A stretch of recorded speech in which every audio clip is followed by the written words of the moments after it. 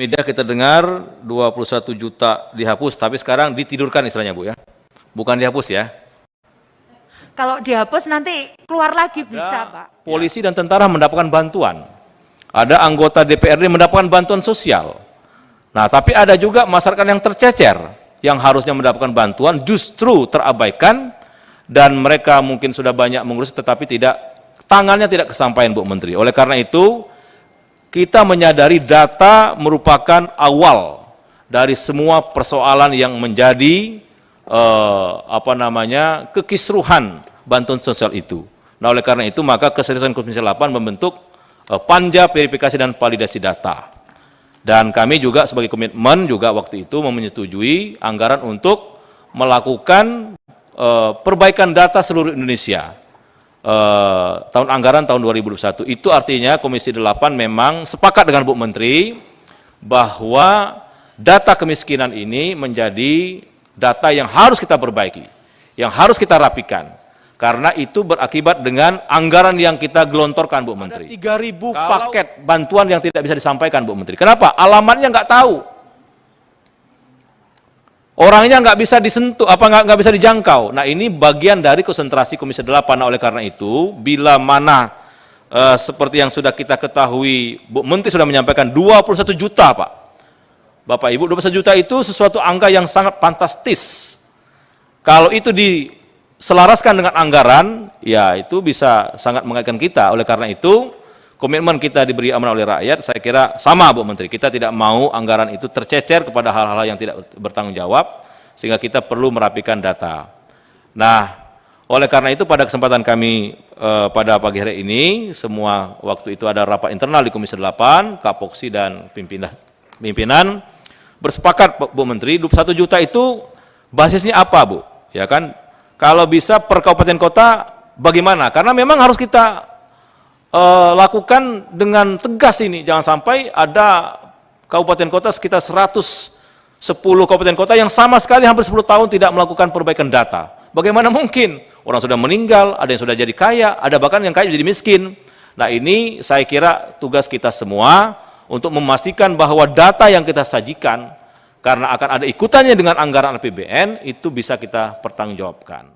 Sehingga komitmen Bu Menteri kita apresiasi, bahwa data yang bermasalah tidak boleh kita pertahankan, tapi kita penting untuk memastikan bahwa basisnya benar, parameternya benar, tolak ukurnya benar, cara verifikasinya benar. Nah, ini yang paling penting kita ingin konfirmasi pada hari ini. Saya kira itu Bu Menteri pengantar dari kami. Terima kasih Pak Ketua. Bismillahirrahmanirrahim. Assalamualaikum warahmatullahi wabarakatuh. Selamat pagi dan salam sejahtera bagi kita semua. Shalom, Om Swastiastu, Namo Buddhaya, salam kebajikan, Rahayu. Yang terhormat Ketua Komisi 8 DPR RI, yang terhormat para Wakil Ketua Komisi 8 DPR RI, yang terhormat para anggota Komisi 8 DPR RI, hadirin undangan yang berbahagia. Validasi data kemiskinan di Indonesia, permasalahan dan solusinya. Pimpinan sidang, Bapak Ibu anggota Dewan yang terhormat, serta hadirin yang berbahagia. Perlu kami sampaikan, jadi pertama kali permasalahannya adalah saat kami mendapatkan hasil temuan BPK, BPKP, BPK, dan KPK. Jadi permasalahan awal adalah di sini. Tahun 2020, BPKP menyampaikan terdapat 3.877 sekian data NIK penerima bansos yang tidak valid. Kemudian terdapat 41.000 sekian duplikasi data KPN, keluarga penerima manfaat dengan nama dan NIK yang sama. Kemudian yang ketiga, terdapat PM bansos yang tidak layak, tidak miskin, tidak mampu, tidak rentan, sebanyak 3.060 KPM di Jabodetabek. Terdapat KPM telah pindah meninggal tanpa ahli waris tidak dikenal, tidak ditemukan sebanyak 6.921 KPM. BPK menyampaikan pada pemeriksaan 2020 yang sama, dan ini terjadi sebelum saya menjadi menteri. Kemudian terdapat data NIK tidak valid sebanyak 10.922.000 sekian, ART nomor KK tidak valid sebanyak 16 juta sekian ART, nama kosong sebanyak 5.700 sekian, serta NIK ganda sebanyak 86.400 sekian ART pada DTKS penetapan Januari 2020. Yang kedua, bantuan sosial tunai senilai 500.000 untuk KPM sembako non-PKH disalurkan kepada 14.000 sekian KPM yang memiliki NIK ganda dan 239.000 sekian KPM yang memiliki NIK tidak valid. Kemudian temuan KPK, didapati sejumlah 16 juta sekian data tidak padan Dukcapil. Kemudian pemutakhiran DTKS berpotensi inefisiensi dan tumpang tindih. Rekomendasinya dari KPK, pemadanan data DTKS dengan Dukcapil, penggunaan NIK sebagai key field. Jadi seperti itu. Ini presentasinya BPKP, hasil pengawasan atas akurasi data bantuan sosial. Cleansing data nasional 2020, NIK ganda, NIK invalid, menerima lebih dari satu jenis bansos. Cleansing data bansos APBD 2020 menerima lebih dari satu jenis bansos. KPM ganda, jadi keluarga penerima manfaat ganda. Kemudian ini ada datanya lengkap dari BPKP. Kemudian monitoring data salur, jadi data di DTKS itu ada 150 juta lebih, 155 juta di DTKS. Kemudian ini yang disalurkan itu berapa? Nah, ini monitoring terhadap data salur. Jadi tidak semua 155 juta ini menerima. Jadi ada yang sebagian disalurkan dan ada yang belum. Ada yang tidak. Kemudian disampaikan oleh monitoring data salur bansos tahun 2021 oleh BPKP dan APIP, NIK tidak padan antara pusat dan daerah. Kendala akses ke 6G dan Dukcapil kurang surplus termasuk jaringan internet. SDM terbatas dan kurangnya sosialisasi cara perbaikan. Kemudian rekomendasi BPKP, Kementerian Sosial berkoordinasi dengan Ditjen Dukcapil Kemendagri untuk menyelesaikan masalah NIK dan seterusnya. Kemudian hasil pengawasan atas akurasi data bansos. Pengawasan BST menerima lebih dari satu jenis bansos.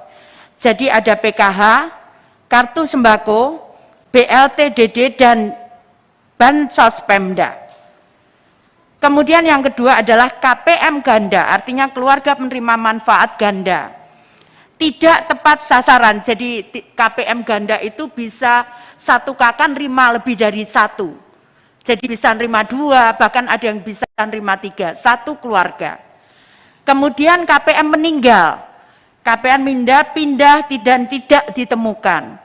Kemudian NIK invalid, nanti contoh-contohnya akan saya jelaskan seperti apa bentuknya. Kemudian pengawasan bansos beras, KPM ganda, jadi yang tadi kami sampaikan, jadi satu keluarga bisa nerima dua atau tiga. Kemudian NIK invalid, nanti kami bisa jelaskan NIK-nya invalid seperti apa. Kemudian pengawasan PKH, jadi tidak memiliki komponen PKH, tidak ditemukan pindah alamat atau meninggal dunia. Jadi tidak ditemukan pindah alamat atau meninggal dunia. Kemudian KPM ganda, sekali lagi KPM ganda, kemudian NIK invalid, menerima lebih dari satu jenis bansos, BST atau BLT. Jadi di aturan Kemensos disampaikan tahun berapa ya yang boleh? 2020, bahwa penerima bantuan itu PKH boleh bersama dengan BPNT. Tapi tidak boleh satu keluarga itu nerima dua jenis bantuan. Jadi PKH misalkan satu keluarga nerima dua, nggak boleh. Kemudian BPNT satu keluarga nerima dua, nggak boleh. Kemudian kalau penerima sudah menerima PKH atau sudah menerima BPNT, tidak boleh menerima BST. Seperti itu. Dukcapil, di Kemendagri, UPD dan Dukcapil berdasarkan nomor induk kependudukan. perbaikan ketepatan status PM dengan bantuan pendataan oleh pemerintah daerah, dan prosedur verifali. KL dan Pemda dapat melakukan pendataan di lapangan. KL dan Pemda mengedepankan transparansi dan akuntabilitas dalam bentuk menjamin keterbukaan, meningkatkan peran serta masyarakat dengan menyediakan fasilitas pengaduan dan membuka informasi tindak lanjutnya. Surat hasil kajian KPK terhadap pengelolaan bantuan sosial tanggal 3 Desember 2020. Akurasi data penerima bantuan sosial, kualitas data penerima bantuan sosial, transparansi data, dan pemutakhiran data. Jadi kenapa kemudian kami nyampaikan, karena ini adalah hasil temuan KPK. Kemudian penyaluran bansos beras, sinkronisasi program bansos, waktu perencanaan dan implementasi, serta mitigasi risiko. Berdasarkan hasil pemadanan DTKS penetapan Januari 20 dari Kemensos dengan data NIK pada Ditjen Dukcapil Kemendagri yang dilakukan pada bulan Juni 2020, dari 97 juta sekian data yang dipadankan masih terdapat 17,28% data yang tidak padan dengan NIK Dukcapil atau sebesar 16 juta sekian data. Sementara dari 82,72% DTK yang sudah padan masih terdapat 1,06 juta data ganda dan 234.000 data yang sudah meninggal. Dari DTKS yang sudah padan dengan NIK masih teridentifikasi 17.700.000 sekian anggota keluarga inti lainnya, baik kepala keluarga. Jadi ini suami istri, anak yang justru tidak termasuk di dalam DTKS, maksudnya tidak ada di dalam DTKS. Kemudian 8,84% data penerima program PKH khususnya pengurus kartu tidak berasal dari DTKS. Nanti akan kami jelaskan kenapa demikian. Atau sejumlah 884.000 sekian KPM keluarga penerima manfaat. 5,76 persen data penerima program BPNT kartu sembako tidak berasal dari DTKS. 26,3 juta penerima bantuan iuran jaminan kesehatan tidak berasal dari DTKS dan 10,3 juta jiwa yang terdapat pada DTKS belum terdaftar pada BPJS Kesehatan. Berdasarkan data BPJS Kesehatan diketahui sekitar 600.000 jiwa dalam DTKS terdaftar sebagai peserta semen pekerja penerima upah penyelenggara negara. Berdasarkan pemadanan yang dilakukan di internal Kemensos masih didapati data ganda pada menerima bantuan sembako.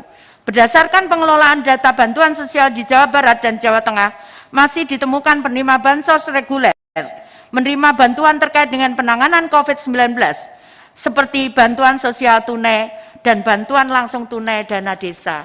Jadi menerima ganda.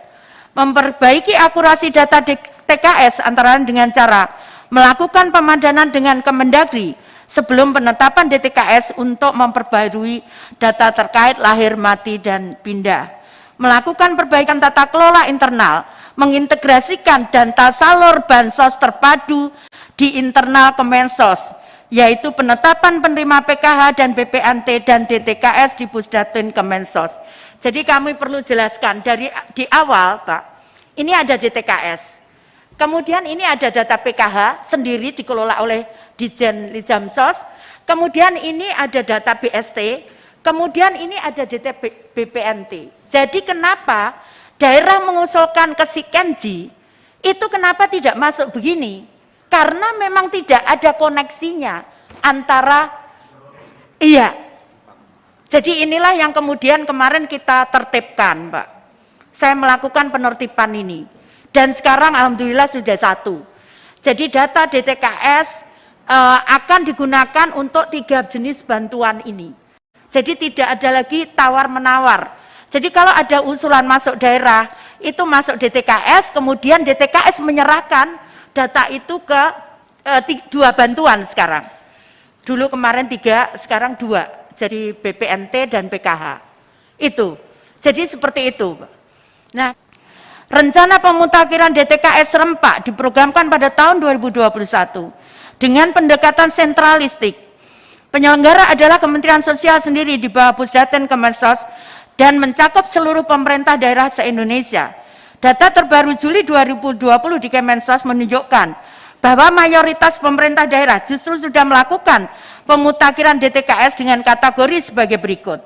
406 pemerintah daerah melakukan finalisasi data, di mana 331 pemerintah daerah melakukan verifikasi dan validasi kepada lebih dari 10% jumlah DTKS-nya. 63 pemerintah daerah tidak melakukan pemutakhiran per Juli 2020. 48 pemerintah daerah belum pernah melakukan update sama sekali sejak 2015. Berdasarkan data di atas dapat disimpulkan bahwa pandemi COVID-19 secara tidak langsung telah menggugah partisipasi Pemda untuk berkontribusi dalam pemutakhiran data DTKS.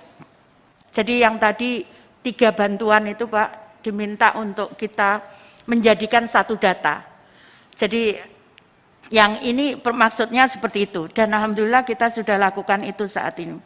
Jadi penyatuan 4 pulau data, jadi yang tadi kami sampaikan ada DTKS, ada PKH, ada BPNT, dan ada BST. Sehingga kami satukan, supaya akhirnya terjadilah itu yang tadi keluar, kenapa kemudian keluar akhirnya 21 juta itu.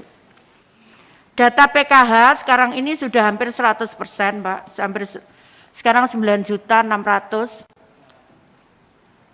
sekian ribu, kemudian data BPNT 17 juta sekian. Jadi masih ada 2 juta ini nunggu perbaikan dari daerah. Kemudian yang BST ini yang bulan April 8.900.000 menjadi 9 juta sekian. Seperti itu kira-kira. Kemudian saya juga mohon izin, Mbak, untuk e-warung itu akan saya hapus. Karena kemarin saya melihat sendiri Pak dengan Pak Menko di e-warung di Solo, itu saksinya Pak Dirjen ini, itu masyarakat membeli telur 1 kilo 27.000. Di depan jaraknya jalannya 3 meter Pak Sekjen, ada jual, di situ ditulis dijual telur dalam bentuk grosir, ternyata minimal setengah kilo. Jadi grosir tapi minimal setengah kilo. Terus saya nanya, Bu, saya ngomong, loh kok naiknya banyak, kemarin itu 18.000, kenapa 27.000 Bu, kita ngambilnya 26.000. Nah kemudian saya jalan, di depan saya baca poster, terus saya nanya ke ibunya yang jual, Bu, berapa Bu telur? 18.500. Artinya perbedaan orang miskin dia membeli lebih mahal, karena kita menetapkan di tempat itulah harus beli. Dan ini Pak, Nyun Sewu, saya sudah dengan Kejagung sudah 4 kali Pak, inspektor ya, menemukan ini Pak.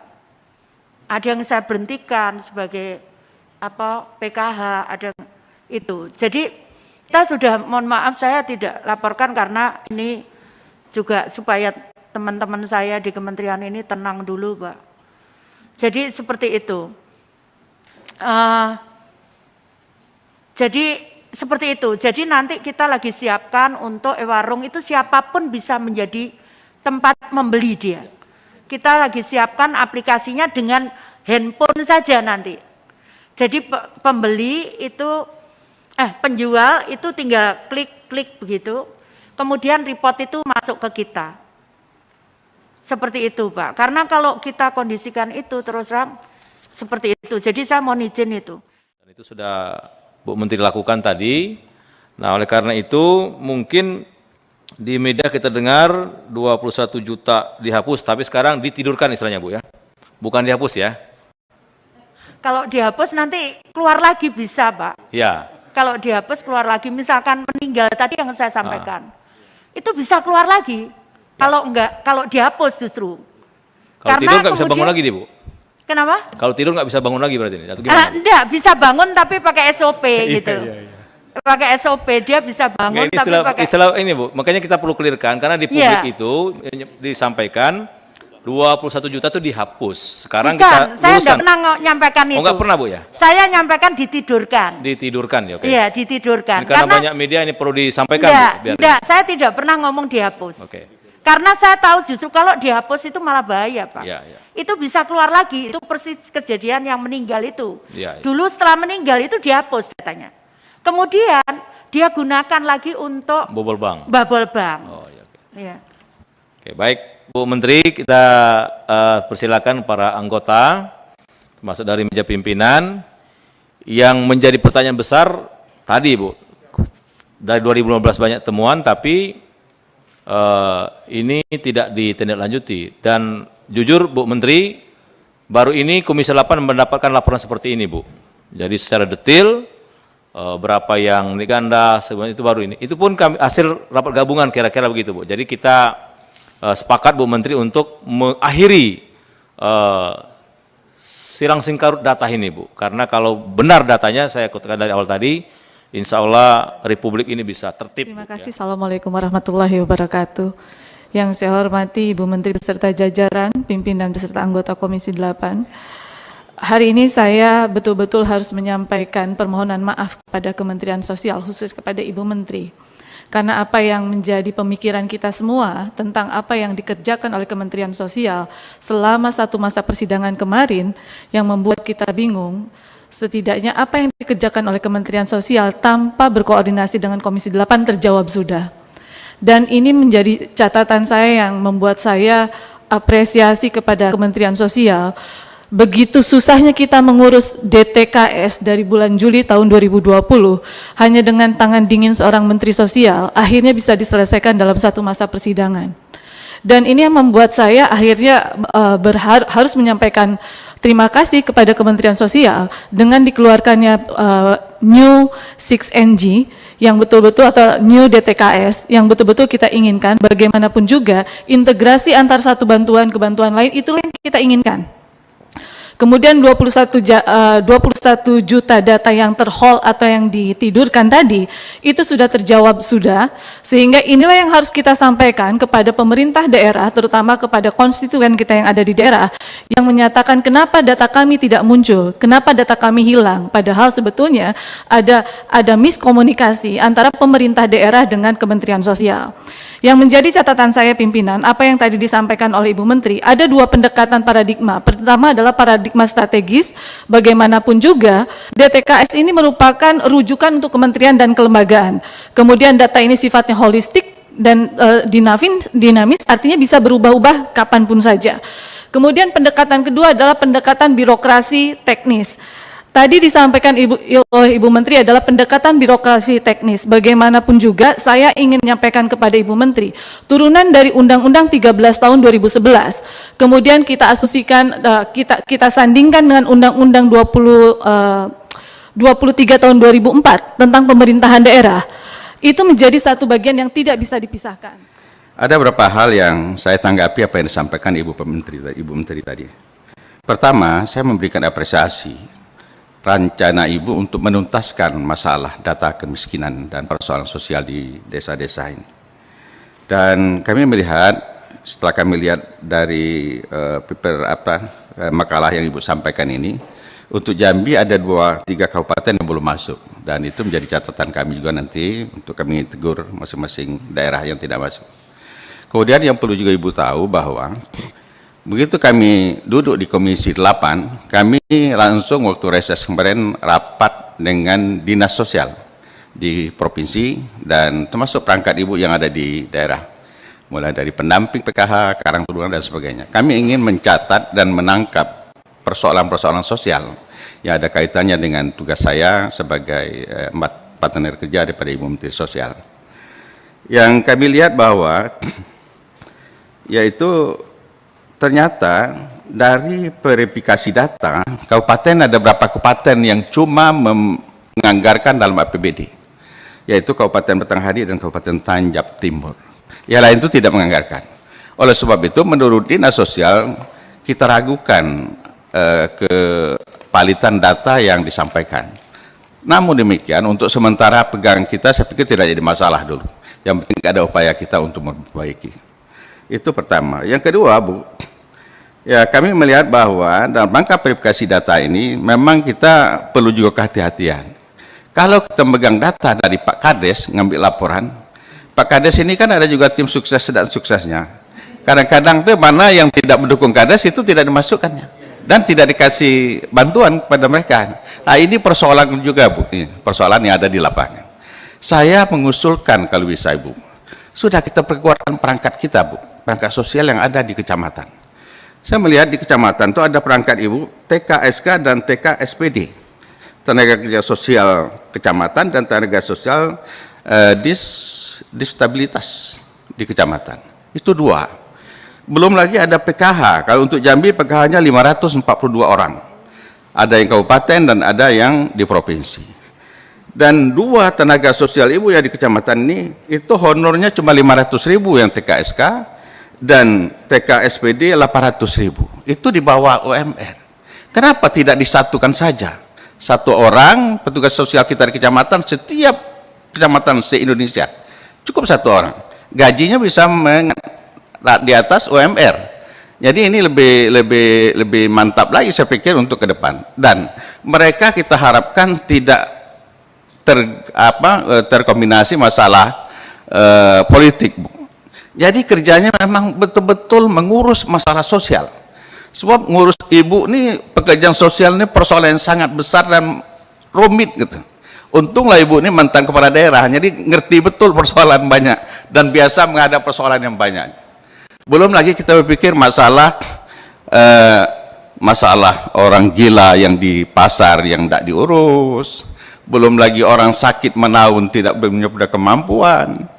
Dan banyak hal-hal lain. Orang tua jompo, Bu. Sekarang sudah harus jadi perhatian kita juga jompo ke depan ini.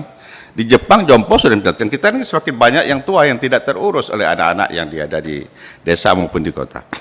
Itu pertama. Jadi menurut hemat kami untuk mengurangi supaya jangan ada kepentingan politik masuk, ya mungkin ke depan perlu jadi pemikiran Ibu. Dan ini menjadi PR Ibu juga mungkin menurut kami ke depan. Banyak sekali persoalan, tapi menarik, Bu. Ini tantang bagi Ibu dan insya Allah ini pahalanya besar sekali, Bu. Insya Allah kalau Ibu mengurus orang-orang seperti ini, Allah akan mengurus Ibu dan keluarga Ibu, insya Allah. Yang penting kita ikhlas. Kemudian yang selanjutnya itu masalah PKH. Kalau PKH ini saya lihat gajinya sudah cukup besar. Ada sebanyak 3 juta yang tingkat di bawah desa, kecamatan, kemudian koordinator kabupaten 4 juta dan provinsi 5 juta. Saya pikir itu sudah cukup. Tapi yang tadi petugas Ibu sendiri, ya di kecamatan perlu menjadi pemikiran Ibu ke depan. Gitu. Ibu Menteri, itu berapa hal, sekedar mungkin saya pertama kali rapat dengan Ibu, memperkenalkan diri, saya insya Allah tertarik dan betul-betul menarik saya untuk mengurus masalah sosial ini. Banyak persoalan nanti ke depan akan kami laporkan. Untuk hari ini kena kaitan dengan verifikasi, itu saja dulu. Terima kasih. Terima kasih Ketua dan Wakil Ketua. Wassalamualaikum warahmatullahi wabarakatuh. Pak Ketua, saya putar dulu dari belakang. Tadi Ibu Menteri pertama menceritakan ada e-warung ya Bu ya, Ibu mau hapus. Saya mohon maaf Bu, saya lihat Ibu ini kenapa kok emosional betul. Satu laporan bisa menghanguskan satu republik ini Bu. Kenapa saya bisa katakan begitu ya Bu ya? Saya ini orang lapangan Bu, saya e-warung saya turun, saya ke PKH turun, kemana-mana saya juga turun Bu. Gara-gara perbedaan harga satu telur dari satu tempat dengan e-warung, langsung berani Ibu mengatakan akan ditutup e-warung. Tapi coba lihat sebab akibat itu Bu ya. Pertama, apakah e-warung itu ada titipan daripada si pendamping Bu? Ya, apakah itu ada titipan daripada si kepala dinas sosial setempat? Pada bulan Januari saya pernah kirim berita untuk Ibu tentang kejadian di Serdang Bedage yang OTT Bu ya, yang OTT itu dia jadi pemasoknya. Kamu harus beli sekian harga dari saya, kamu harus jual ke sana. Sekarang lagi diperiksa itu Pak. Saya tahu, udah diputus pun Bu, 6 bulan itu yang nggak pantas itu ya. Jadi hal seperti itu ini harus jelas permasalahannya itu di mana. Jadi jangan begitu lihat, kamu mahal, saya pedagang Bu, saya paham betul Bu, jual beli. Jadi kalau yang barang titipan ini, siapa yang menitip? Karena di lapangan Bu, ancam mengancam itu biasa, ya. Betul nih, ini real ya.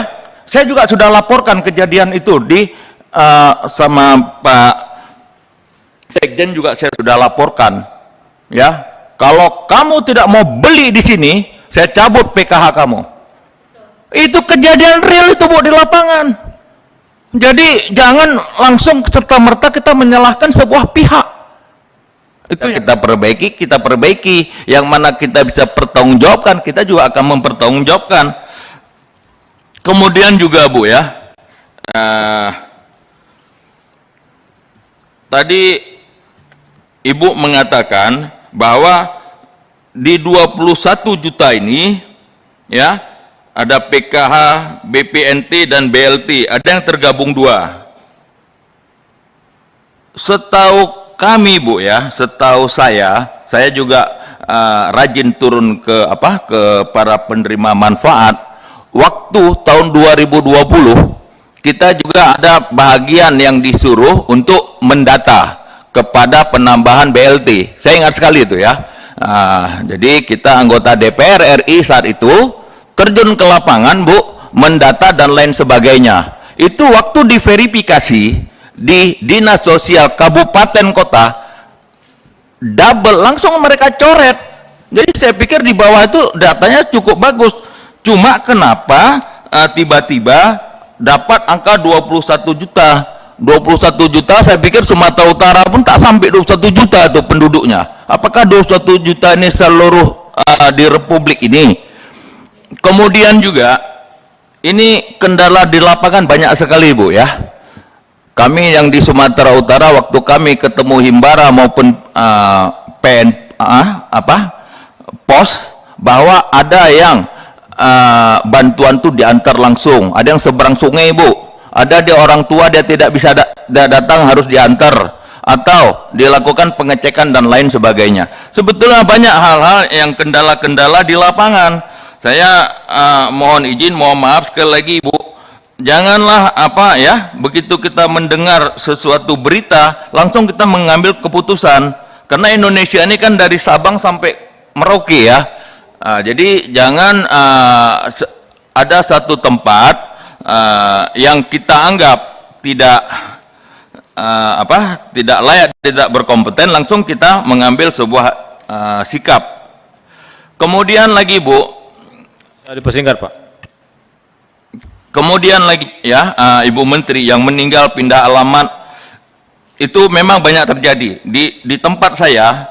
Itu wali kotanya 2020 tetap juga melakukan verifikasi data, tapi yang terima itu juga ya, yang udah meninggal pun terima itu juga. Jadi kita jangan pukul rata bahwa kita menyalahkan sesuatu pihak. Jadi jangan diambil semuanya secara global. Saya rasa itu aja pimpinan. Assalamualaikum warahmatullahi wabarakatuh. Bu Menteri menyampaikan kata akhir dalam rapat hari ini. Silakan Bu. Terima kasih Bapak Pimpinan, Ketua dan Pimpinan dan anggota Komisi 8 DPR RI. Insya Allah tidak ada niat apapun di saya. Hanya karena memang temuan ini Pak, saya ke BPKP mungkin selama jadi menteri mungkin 10 kali sudah. Karena saya harus konsultasi terus bagaimana supaya, ini juga ada temuan BPK, ini saya juga minta BPK untuk bisa bertemu, boleh dicek Pak Sekjen.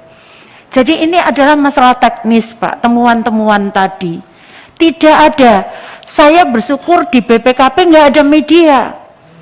Jadi meskipun saya 10 kali ke sana nggak ada yang muat. Banyak sekali, saya juga sempat kaget waktu itu.